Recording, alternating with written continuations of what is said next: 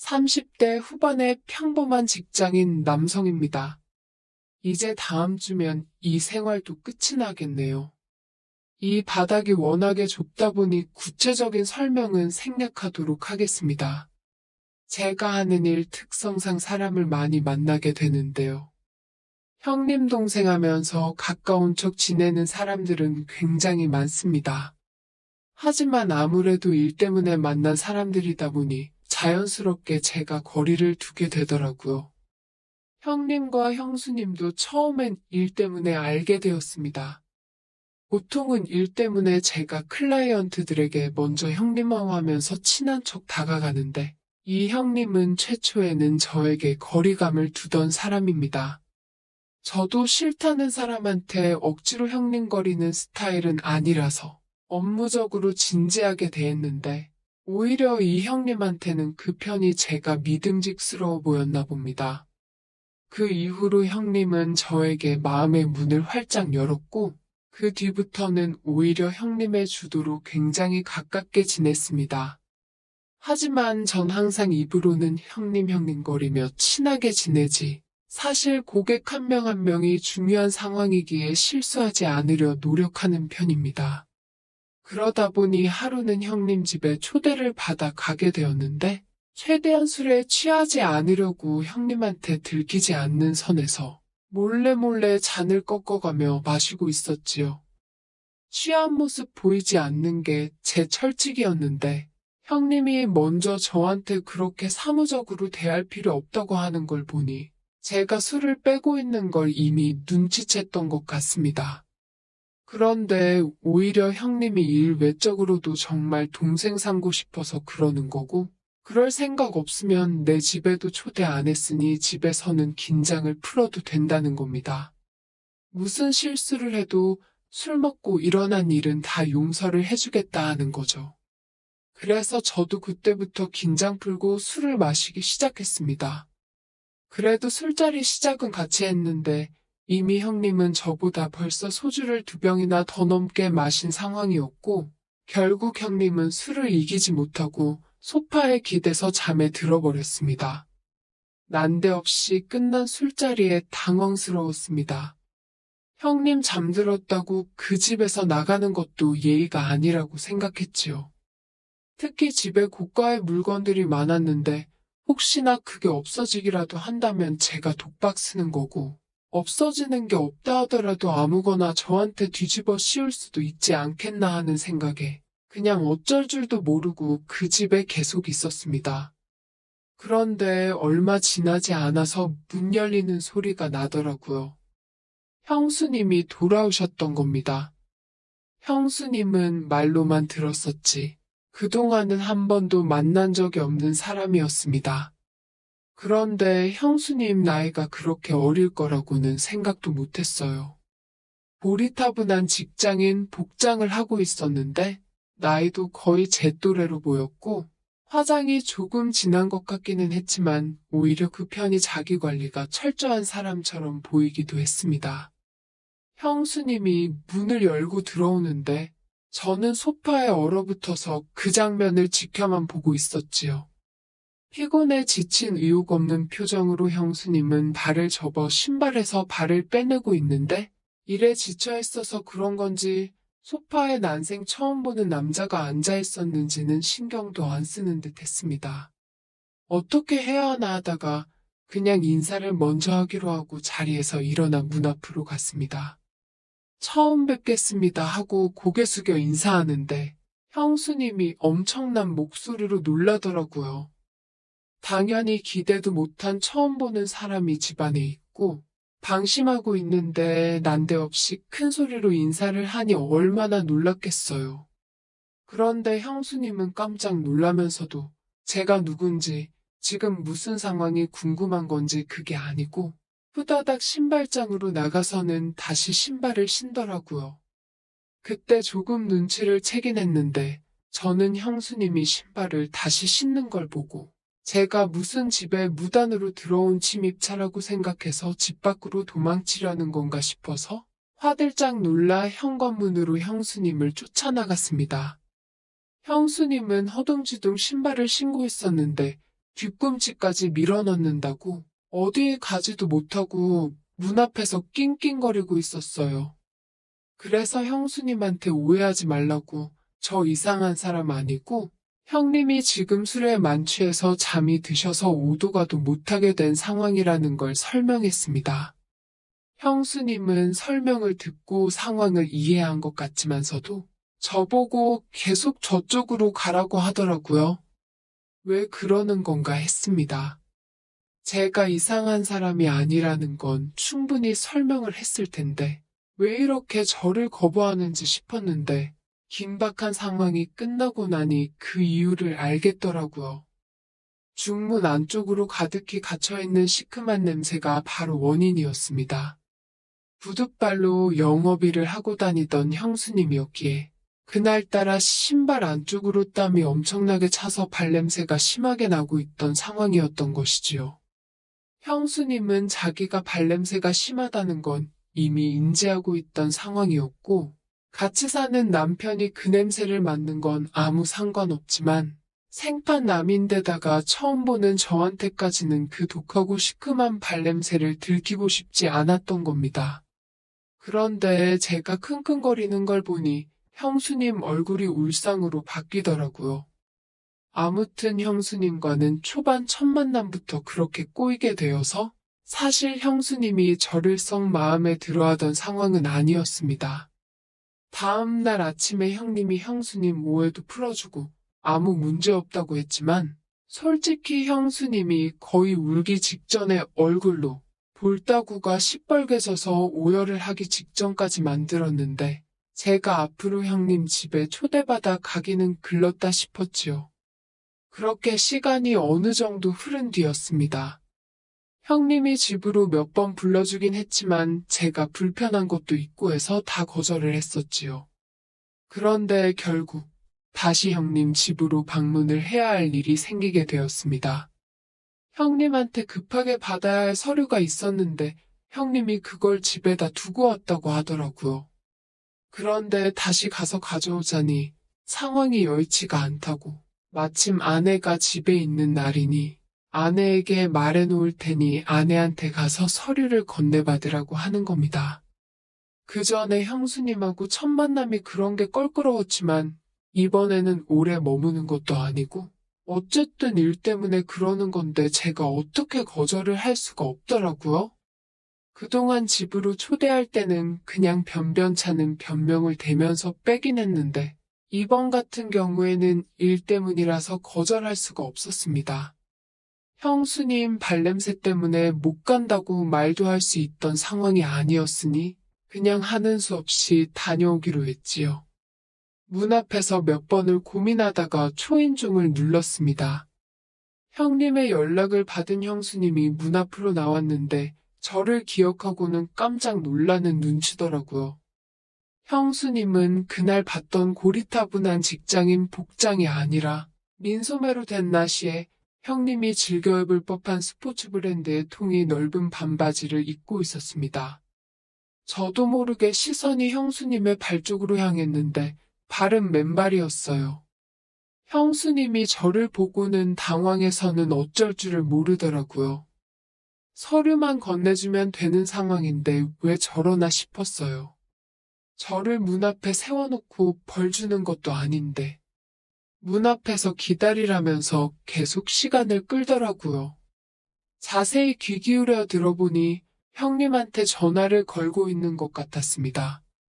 형님은 일 때문에 바쁘다 했으니 전화를 받을 수 있는 상황이 아닌 것처럼 보였습니다. 계속해서 전화기에서는 아무런 응답이 없었거든요. 결국 형수님이 문 앞으로 고개를 빼꼼 빼더니 드려야 하는 서류가 대체 뭐냐고 자기는 도무지 봐도 모르겠다고 하고서는 저보고 서류를 알아서 찾아서 가져가라고 현관문을 그제서야 열어주더라고요. 문틈으로 급하게 봐서 자세히는 못 봤는데 집에서 편하게 입고 있는 복장을 봤는데 형수님이 평소에도 관리를 엄청 열심히 하고 있다는 걸 딱 봐도 알겠더라고요.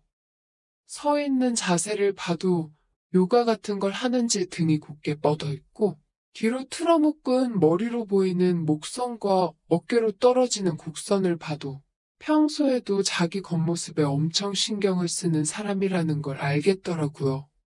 아무튼 저는 서류를 가지러 왔으니 서류를 챙기러 형님의 서재로 들어갔습니다. 형수님이 못 찾을 법한 게 업무 관련해서 서류가 이것저것 형님 책상 위에 널브러져 있더라고요. 제가 필요한 서류만 챙겨서 서재를 빠져나오니 형수님이 저를 보고 살짝 미안한 표정을 지으면서 기다리고 있었어요.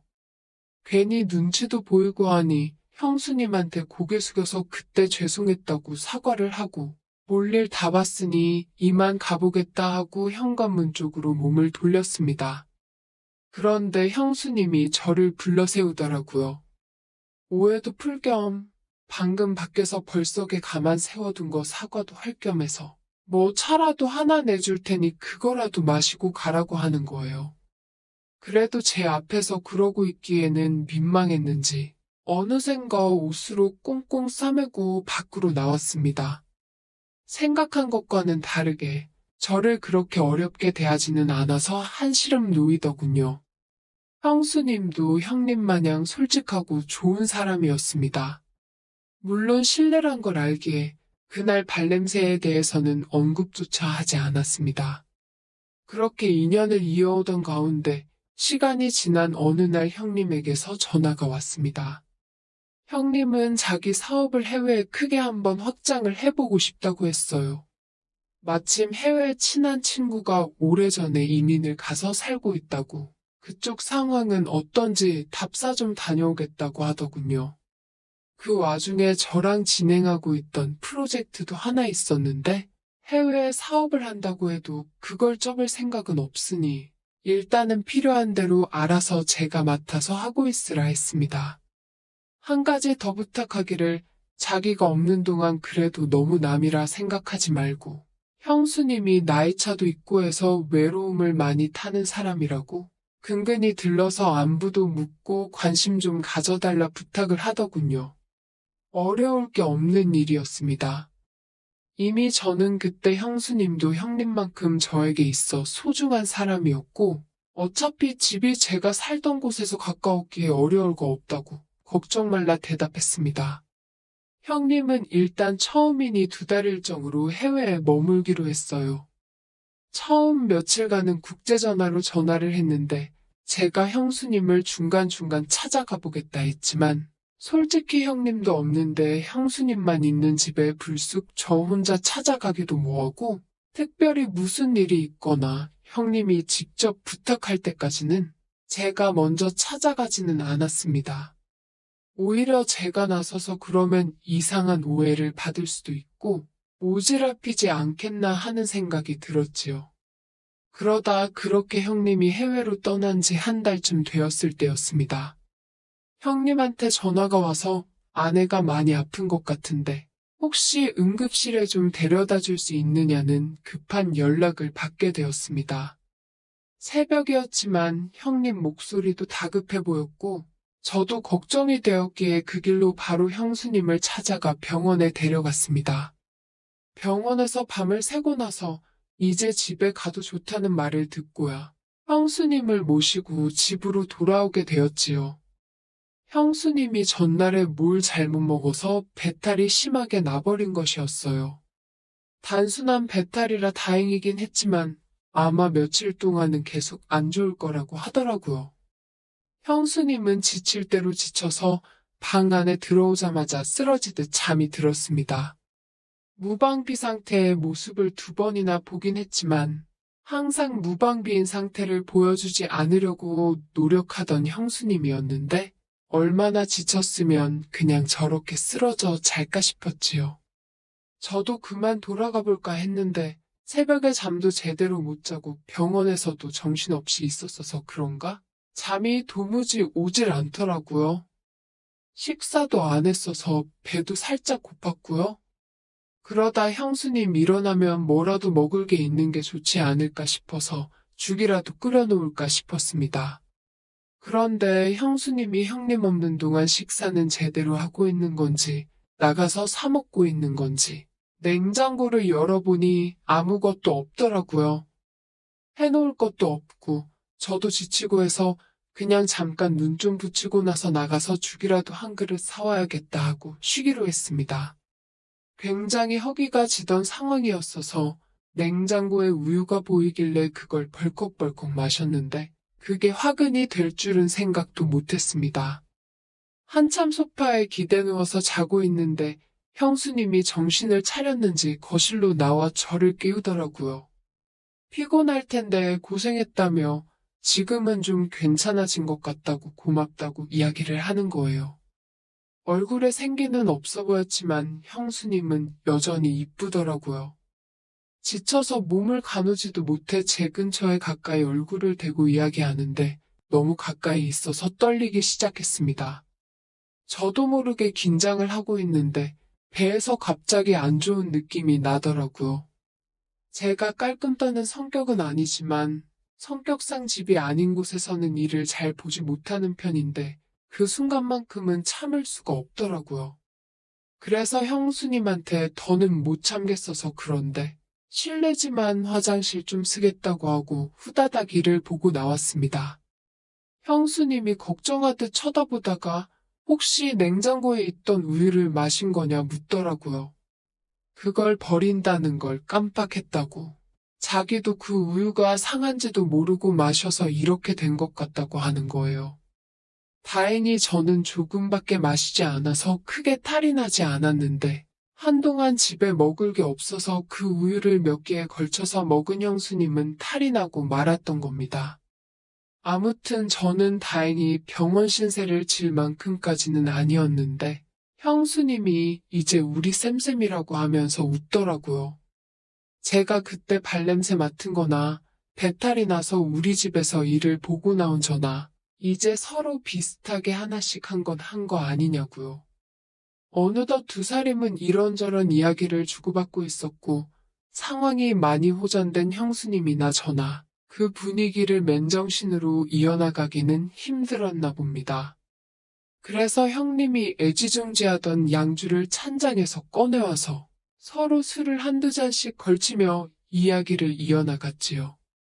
돈도 잘 벌면서 무슨 돈을 그렇게 더 벌고 싶어서 해외까지 2달이나 나가 있는 거냐며.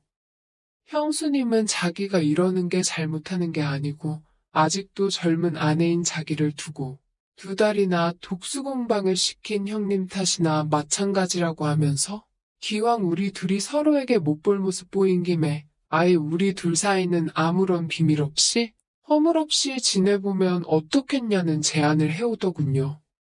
평소에 신세지고 정말 저희 형님이나 마찬가지라고 생각했던 사람이지만 술 기운이었나 아니면 화기애애한 분위기 때문이었나. 그 선을 넘는 데까지 결정을 내리는 데는 5분도 채 걸리지 않았습니다. 그만큼 형수님의 미모는 대단했고 유혹은 이겨내기 힘들었기 때문이었지요. 밤 공기에 차가워진 형수님의 머리카락이 제 어깨에 가까이 닿아 있었습니다. 형님이 오려면 1달이라는 시간이 더 남았으니 그 시간 동안은 그냥 현실에 충실한 게 어떻겠냐는 형수님의 제안에 저도 모르게 그러자고 대답을 하고 말았습니다. 그러고부터는 아예 저는 형님 집에서 출퇴근을 하게 되었지요. 형님이 형수님은 잘 지내냐는 연락을 걸어왔을 때 저는 대담하게 안 그래도 형수님하고 같이 있다고 목소리 한번 들어보겠냐고 말하고는 형수님을 전화기에 바꿔줬습니다. 형님은 오히려 자기가 그냥 지나가면서 한 부탁인데 이렇게 잘 들어준다며 한국에 돌아오면 자기가 거하게 한턱 쏘겠다고 고맙다고 하더라고요. 형님이 형수님을 잘 부탁한다고 하지 않았느냐고 저한테는 그게 어려운 일이 아니었다고 대답했더니 형님이 자기가 외국에 있지만 제가 한국에 있어서 너무 의지가 된다고 하시더군요. 그렇게 원래는 형님이 지난달에 귀국을 했어야 했지만 사업차 답사 나간 게 볼게 더 있는 것 같다고 해서 30일을 더 연장하게 되었습니다. 그리고 이제 형님이 귀국할 날이 머지않은 상황이네요. 형수님은 그동안 형님하고 결혼 후에 부부 사이로 같이 했던 수보다 요 2달도 안 되는 사이에 저와 함께한 시간이 훨씬 더 많다고 아쉽다고 하더군요. 형님이 아예 해외에서 하는 사업이 잘 되어서 한동안 해외를 오며 가며 했으면 좋겠다고 합니다.